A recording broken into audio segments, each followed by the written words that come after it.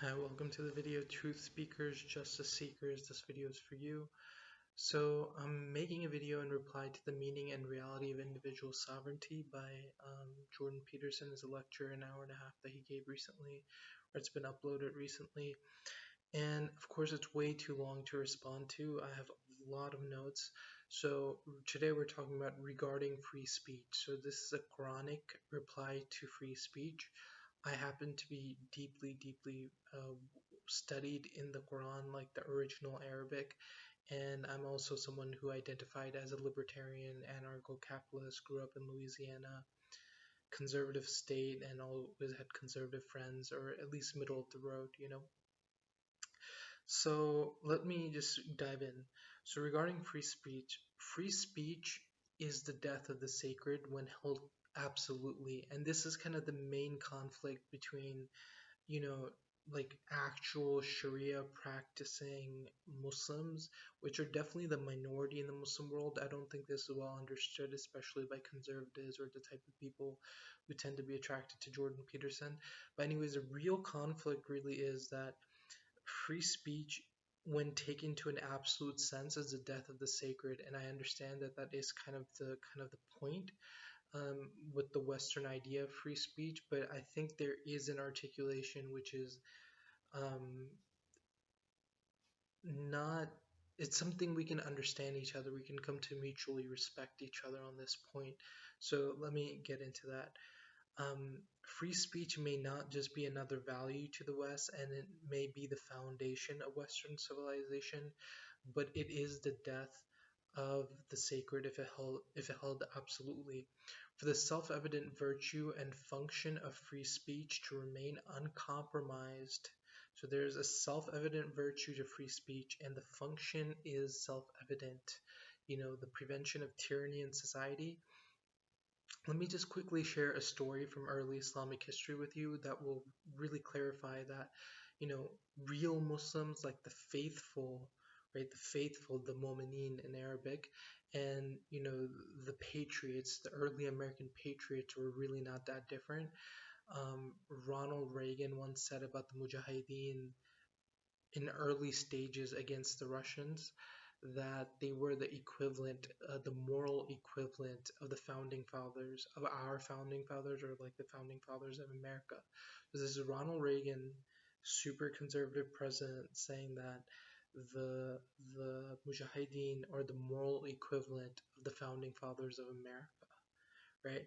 So let me share that early history with you from an event from early history. So the second caliph, right, the second caliph of Islam, his name was Omar, and once he asked his people, he stood up during a Friday sermon, which is given by the ruler in Islam. So the weekly moral lesson and gathering for worship, like our Sunday, the sermon is given by the ruler. So the preacher and the ruler kind of unified. The moral archetype and the political archetype are unified in Islam. So he's giving this speech, and he, at the end of the speech, or at some point in the speech, he asks, he's like, what if I go astray? What if I'm no longer following the Quran and the manner or the way of the Prophet himself? What are you going to do? So a young man, like, the people are kind of silent because this is the ruler, and he was a big guy, and he was known to be tough, even though he was very just and he was humble, but he was a tough guy. And so a young man stood up and he raised his sword. He said, I'm going to stop you with this, or we'll stop you with this. Right? The sword being the equivalent of the gun. One of my friends from high school, we were like brothers till early college or whatever. He had this white shirt he gave me. It said, which had the machine gun, and it said 1776 on it with the machine gun. And people don't realize that the two most armed populations on Earth, like populations, non-military populations on Earth, are Afghanistan and America. These are the two most armed populations for similar reasons, for resistance to tyranny. Now, we have different religious contexts and definitely different historical contexts, and America is more a philosophical society, and Taliban is definitely more religious society, and America is definitely like the heart of modernity and now post-modernity, and Afghanistan is tribal. but the resistance to tyranny and being oppressed, right? That sentiment is very Islamic, and it's very much shared in the Muslim world. Our kind of archetype is the sword, whereas in America it's the gun. But you can understand it has the same function, where there's a distribution of potential violence, right? Of course, statehood is the monopolization of legal violence, but potential violence remains distributed. And so, in this story, you should understand that the caliph, who is both the political leader, or the pinnacle of the political hierarchy and the pinnacle of the moral hierarchy, is eliciting. Think of a president getting up and giving a speech and eliciting the people to take out their guns and shake them at him, right? It's kind of the equivalent of that. Like, the person is being like, "You're my check." What if Umar goes astray? What if the authority goes astray from the moral standard, from the political constitution? How are you to stop that? And this is the ruler of the time, while he's ruling in the midst of his reign, eliciting that response from the people at the gathering time of the people, right? So that's important to understand that distinction, or that commonality rather. Um, So, for the self-evident virtue and function of free speech to remain uncompromised, but the sacred to remain sacred, right? This is where the Islamic and Western tension is. Like, the free speech thing, we get it, the resistance to tyranny and the willingness to speak against it, we get that. But, and that function and that virtue of that, like that person standing up and saying that to the ruler of the time was not easy, right? And so we get this function that free speech has, that like the willingness to speak against tyranny under all circumstances, right? That's the real function of free speech. That's the shared value of free speech that Muslims and libertarians or classical liberals share, right? We share that value. But where the West wants to absolutize that, Muslim culture will never accept like an absolute form of that, because we make a certain distinction. Now let's move forward. A distinction must be made between the truly sacred and the mundane, and free speech must be relegated to the mundane. So there needs to be this distinction between what is really sacred, truly sacred, and what is mundane. So, like, for example, if entertainment is mundane, right? So, like, in Islamic society, those movies where Monty Python, where Jesus is kind of like a figure, like, that is not permissible in Islamic society, and it never will be, because Christ is a symbol of the sacred, even for Muslims. But like, Christ would be a symbol of the sacred. In a Muslim society, we wouldn't even want Buddha to be fun of that way, because there's a distinction between the sacred and the mundane, and the mundane is political affairs. You know what I mean? It's every person, and here the distinction is important. Like in Islam, there's this distinction made that no person, no matter what idea they associate themselves with, transcends personhood. So even like the political ruler, or the imam of the mosque, or whoever they are, the moment they violate something that is a principle, like is in the divinely revealed constitution, the Quran, and then the precedence of the prophet's practice upon the divine book, then that moment, that person is entering tyrannous territory, and the people have a duty to reform him, to either, to challenge him and to seek to reform him, right? The moment that happens, especially if they're in a position of political power. So there's no point where, like, oh, I'm the imam of the mosque, or I'm the emir, or I'm the grandson of the prophet, or there's no point, sallallahu alaihi wasallam, there's no point at which your association with symbols of the sacred make you yourself sacred. So that's a distinction that's made in Islam, where we want free speech to function in the domain of political affairs, in the domain of power dynamics, and in the domain of what is occurring and now and present and modern and relevant, they should be feedback going on, and all that. Free speech should be open in regards to that fully, without any constraint whatsoever. But the moment you get to making fun of the Prophet, may Allah forgive us, or for me to even mention that, or Christ, or even like Buddha, who has no relevance to Islam whatsoever, that's the moment where the sacred is being violated. And so that's something I think the West can learn from, where it's not, I'm not taking a postmodern perspective, I'm sharing like the Muslim Quranic perspective, where there's a distinction to be made, not to respect culture and what's held sacred by culture, but really that the Prophet, like, even if you don't believe in him, you should appreciate what he represents in Islamic society. He represents universal kindness. He represents the love of virtue and beauty, and he represents integrity and speaking the truth in the face of tyranny. And so it's like, in a way, the only thing that free speech is not allowed to attack is the thing that gives people the integrity to exercise it where it counts, right?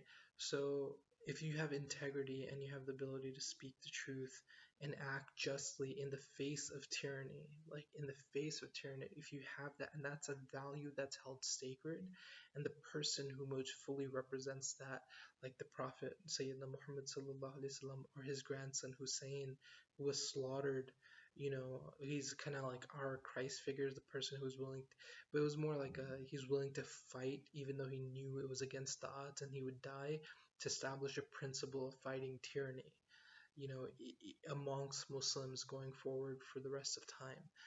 And so, you know, if that person is allowed to be made fun of, then the integrity that that person, or that him as a symbol of integrity and willingness to speak the truth and die for justice and act justly, no matter what, as a symbol of that, that thing is no longer sacred in society.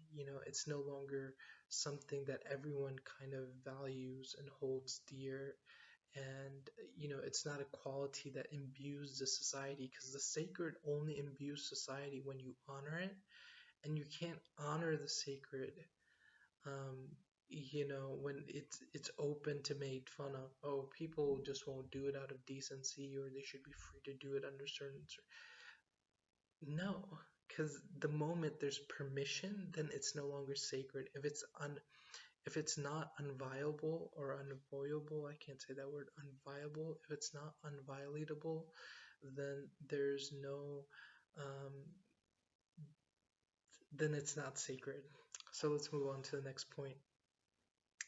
So obviously the distinction makes tyrants liable to hide behind the vestiges of that which is sacred, and it's the role of the faithful to make the distinction despite this. Right, so obviously, tyrants, people who are really tyrants, are going to want to, associate themselves with the sacred, and thus be, rationalize or justify their tyrannical exercise of power. That is going to happen. But Islam, because it's not a secular population, it's not like a humanist, secular, individualistic population. What it is, it's the faithful, and the faithful, as with individual relationships to the Quran, and with the sense of faith and moral accountability, absolute moral accountability to God on the day of judgment, and from a sense of worship and a love of the ideals and the beauties of God, the beautiful attributes of God, from that place, they're willing to sacrifice their life for justice, for truth. And so we trust the population to continuously be making that distinction. And whereas, the American founding fathers articulated it in a particular way, where, like, the American population remains the primary empowered, right? They remain sovereign, and then they can choose to dissolve the government or withdraw their consent. The ruler rule by the consent of the governor that governed, that can be withdrawn. Islam has a different concept. It's a little different concept, obviously, because it's a monotheistic enlightenment, or whatever you want to call it. So the sense is that we have both, until There's 313 commandments, and there's the precedence of how the prophet practiced them, and until the moment that the commander remains within person, and also in what he's enacting politically, he remains within the limits of what God has intended, then we are to obey him. And the moment he violates even one limit clearly, there has to be some judgment here and discernment. The moment the ruler clearly violates something that God has commanded, that's the moment we rebel. That's the moment that the population is empowered and obligated by God, who will hold them accountable for it, to rebel. Right? So the people play like this in an Islamic political system. They play this kind of dynamic role. Um, Within the political, like I said, they hold up the sword to hold the ruler accountable, right? Now, what I shared with you is kind of like the Sunni model. I'm not completely Sunni in my political theory of Islam, but I'll just give you the Sunni model for now, and we'll talk about the Shia model some other time. And the hybrid, or the what I consider to be the just mark between them.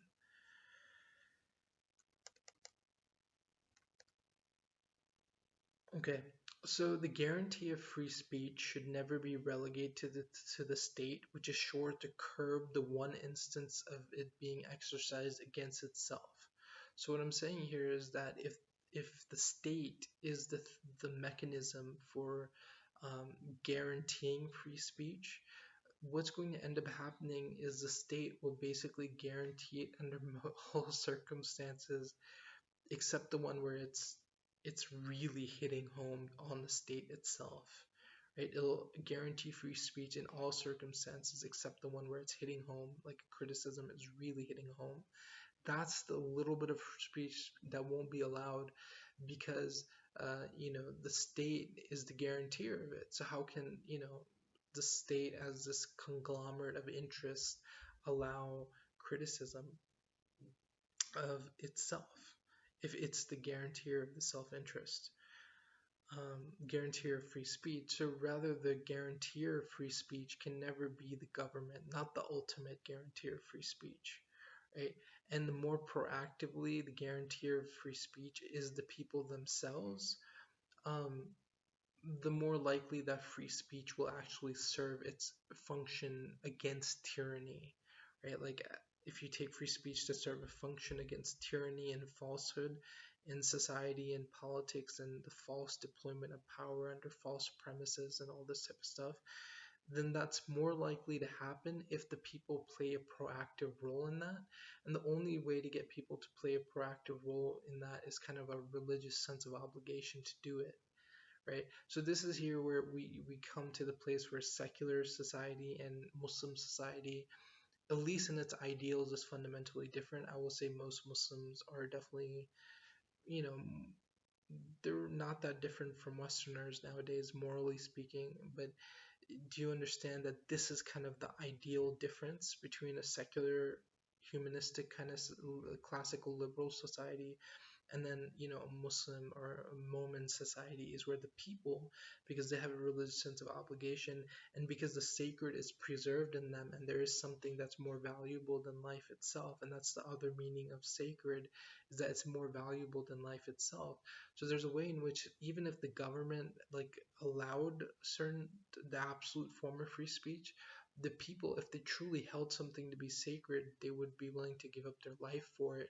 And so this happened in British India, where someone violated the honor of the prophet, and there was a young man, like 18, 19 years old, and I think he was fairly successful, like he was going to be a lawyer or something like that, and he just went and killed the person.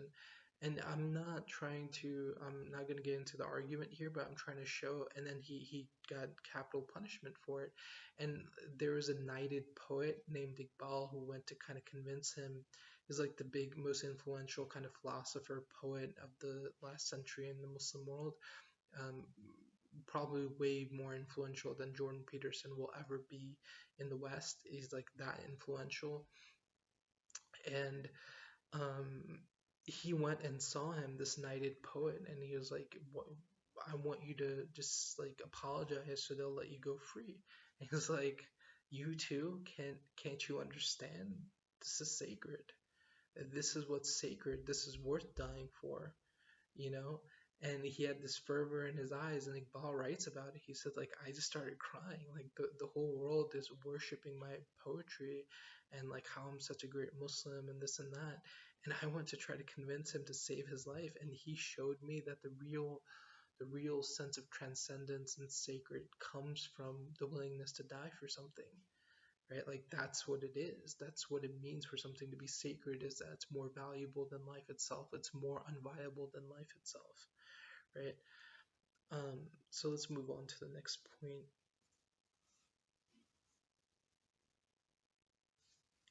The exercise of free speech should be guaranteed not by the state, but by those that, imbibed by the sacred, are willing to die to resist that which would violate it. Right? Let me say that again. The exercise of free speech should be guaranteed by those imbibed by the sacred and thus willing to die to resist that which would violate it. That is when free speech is included in what is sacred, amongst a population which has a strong sense of the sacred, then they're willing to die to protect it. And it's not the state which is guaranteeing free speech. Even in American philosophy or American thought, like, it is kind of like the people who are ultimately guaranteeing it.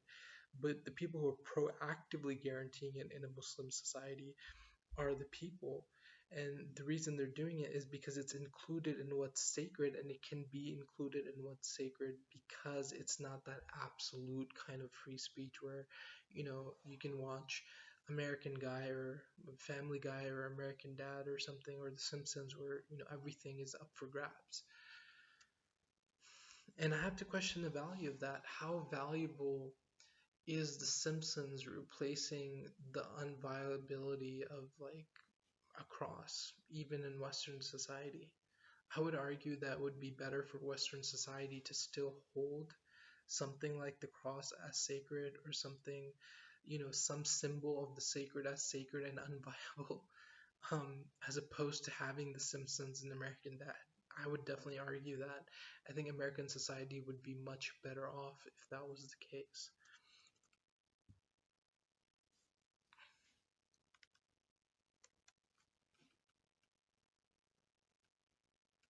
So here the West, after the death of its um, here the West, after the death of God, has nothing so sacred as to sacrifice a human life at the altar of. The largely westernized world has not far behind. So, you know, the West no longer has something that's more sacred than life. Everything is desire, everything is pleasure, nothing is more sacred than life itself. And in order for humans to have kind of like a non-pragmatic principle to organize their life, they need something to be more sacred than life itself. Okay.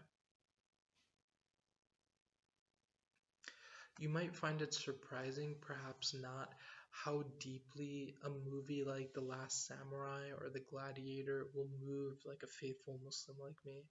I've seen The Last Gladiator like 22 times in my life so far, and every time I watch it, I cry. Like the sense of beauty it has, and the willingness to die for what they consider to be sacred, right? That, and the same thing for The Gladiator. And I would argue that aspects of what the samurai die for and aspects of what the gladiator die for are both included in the Islamic ethos, right? So we definitely share a lot of that ethos, and the willingness to, it's not just the willingness to die for what they hold sacred, but it's the fact that a lot of it is what we hold sacred. um, that brings me to tears when I watch those movies.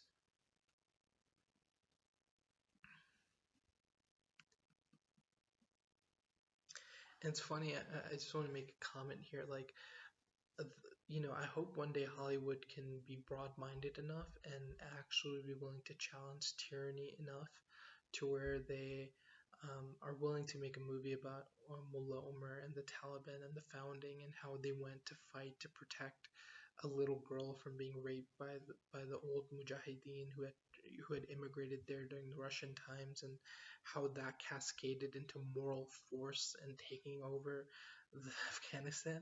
Like that story, despite whatever Western prejudice there are, or just if Hollywood is really free and willing to challenge the power of the state and the tyranny of the state, and um, and preserve what is sacred, because free speech really has two sides. It's like what motivates it, and then there's like what is it speaking against. So if you're really going to speak against power structure that can hurt you or kill you or at least maim your self-interest in some substantial way that inflicts suffering and pain, then you're going to be need to be motivated by something to be held sacred, and so um, I think that's another story that has a potential to be like a Last Samurai type movie, but one that's maybe more cathartic due to the historic conflict between our civilizations.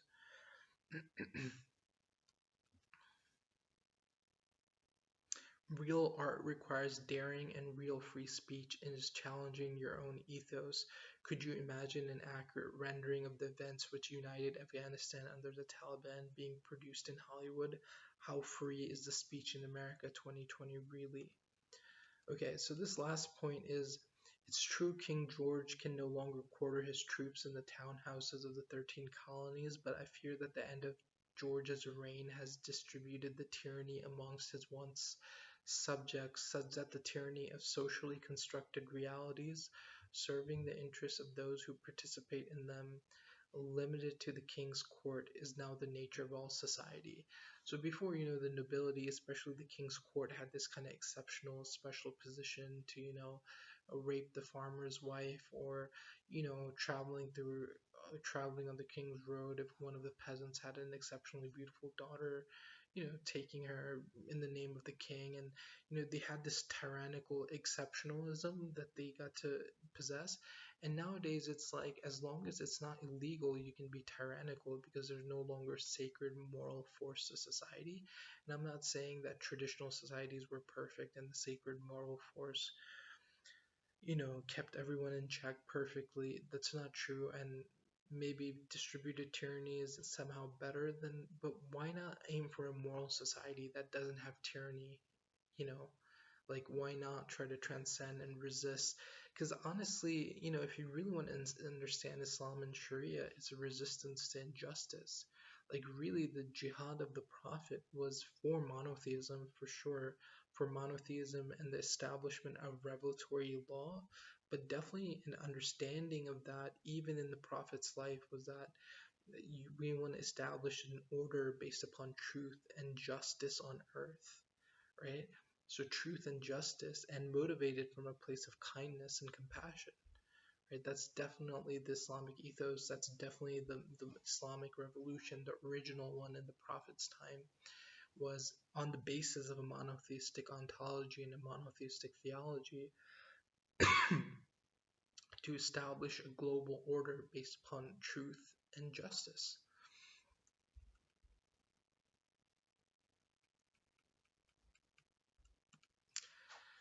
Okay, I'll end with this. There's this kind of the preamble of the Constitution. Um, the founding fathers said liberty and justice for all. And when Americans take the pledge today, I'm like, liberty and justice for all America? Bullshit. That's what comes to mind. Bullshit. It wasn't perfectly true maybe in the time of the colonies. I would argue it might have been closer even, but it's definitely not true today. People do not get justice. I have not gotten justice in America. The liberty of America today is the liberty to be tyrannical, to be immoral, to be unjust. But the just, the moral, they don't have that much liberty and they suffer, And that's the thing. I mean, the whole point of America was that without tyranny, human life can be pretty good. And Jordan Peterson's whole argument that, it's the nature of life to be suffering. No, life can actually be pretty good under just order.